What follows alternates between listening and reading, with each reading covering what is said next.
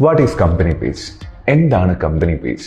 എങ്ങനെ നമുക്കൊരു company page optimise ചെയ്യാം? Hi everyone, welcome to unlearn academy powered by Adsomia. Company page വാങ്ങുമ്പോൾ നമ്മൾ ശ്രദ്ധിക്കേണ്ട കുറച്ച് കാര്യങ്ങളുണ്ട്. അതിൽ ആദ്യത്തെ കാര്യം, നമ്മൾ പ്രൊവൈഡ് ചെയ്യുന്ന സർവീസസ് എന്തൊക്കെയാണ് നമ്മൾ കൃത്യമായിട്ട് അപ്ഡേറ്റ് ചെയ്തിരിക്കണം. നമ്മുടെ ലോഗോ, കവർ ഫോട്ടോ ഇതെല്ലാം അപ്ഡേറ്റ് ആയിരിക്കണം. കോൺടാക്ട് ഇൻഫോയിൽ നമ്മുടെ ഫുൾ ഡീറ്റെയിൽസ് ഫില്ല് ചെയ്യുക. കോൾ ടു ആക്ഷൻ ബട്ടൺ ഉറപ്പായും പ്ലേസ് ചെയ്യുക. അതുപോലെ തന്നെ ഡെയിലി മിനിമം ഒരു കണ്ടന്റെങ്കിലും നമ്മൾ അപ്ലോഡ് ചെയ്തിരിക്കണം. കണ്ടന്റ് എങ്ങനെയാണ് എഴുതേണ്ടതെന്നും അതിൽ ശ്രദ്ധിക്കേണ്ട കാര്യങ്ങൾ എന്തൊക്കെയാണെന്നും ഇതിന് തൊട്ട് മുൻപുള്ള വീഡിയോയിൽ പറഞ്ഞിട്ടുണ്ട്. കാണാത്തവർ കാണുക, പഠിക്കുക. അതുപോലെ തന്നെ മറ്റൊരു ഇമ്പോർട്ടന്റ് ആയിട്ടുള്ള ഫീച്ചറാണ് ഷോക്കേസ് പേജ്.